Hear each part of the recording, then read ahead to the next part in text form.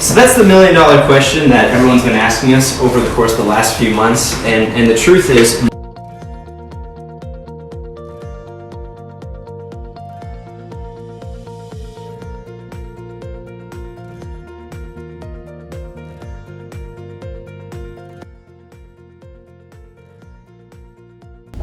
and now, continuing on, I would like to ask you, John, how would I evaluate my insurance needs at this time? Yeah, absolutely. So the virus has made everyone very aware of our own mortality. And during these times, we've seen reports of Google searches for life insurance suddenly skyrocketing. So what's interesting is that during this time, many financial firms are, especially insurance companies, are making it much easier for folks to apply for insurance. So in some instances, they may waive the need for a physical that typically needs to occur to acquire life or disability insurance. So it could be a good time if you already have a financial planner that you're working with to make sure that you reach out and say, hey, do I truly have enough? I might have been dragging my feet on getting the right amount for the last 6 to 12 months, but I'm ready to pull the trigger today. So we always encourage folks to make sure they're working with the appropriate expert and make sure they have enough to cover whatever their needs might be for their loved ones should they pass away or should they be sick or hurt and miss work for an extended period of time. Always an important need, but one that people are hyper vigilant to in these times.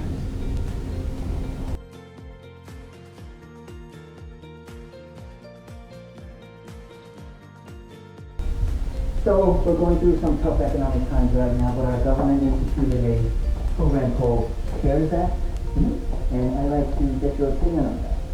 Absolutely. So for the CARES Act, there are going to be two distinct portions of it. There's one that benefits individuals and families, and one that benefits employers, small businesses, and nonprofits.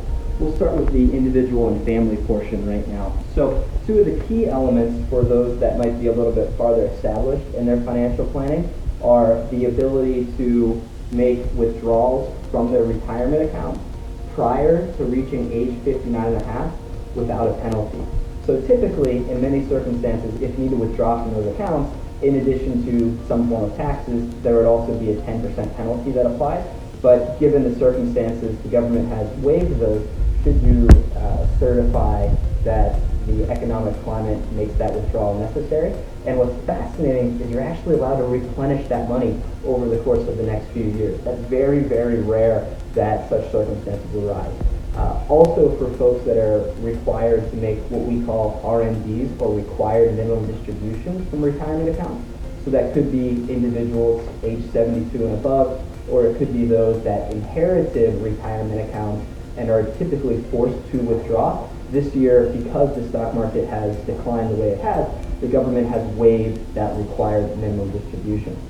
For folks that might be at earlier stages of their financial planning, particularly those that might have student loans, if those are federal student loans, the required payment for those has been suspended temporarily. And what's interesting is that doesn't accumulate any interest during that time too. So there's benefits for those that are more established and benefits for those that are starting out.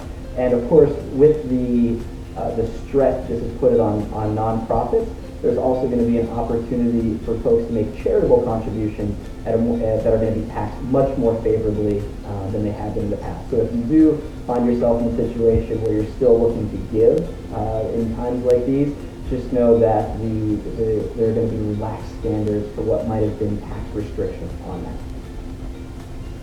Now I have a question. The government is issuing those $1,200 bailout checks, and I understand a lot of people still haven't gotten it. Could you explain to us what is going on? Yeah, absolutely. So for those that have received a tax refund recently, the government is just going to do an automatic direct deposit into their bank account. But for those that might not have received a refund, maybe because they owed at the end of the year, instead they're going to be receiving a mailed check. And of course, the electronic deposit, in many instances it already happened, it's much quicker. For those that are waiting for a mailed check, it could take some time.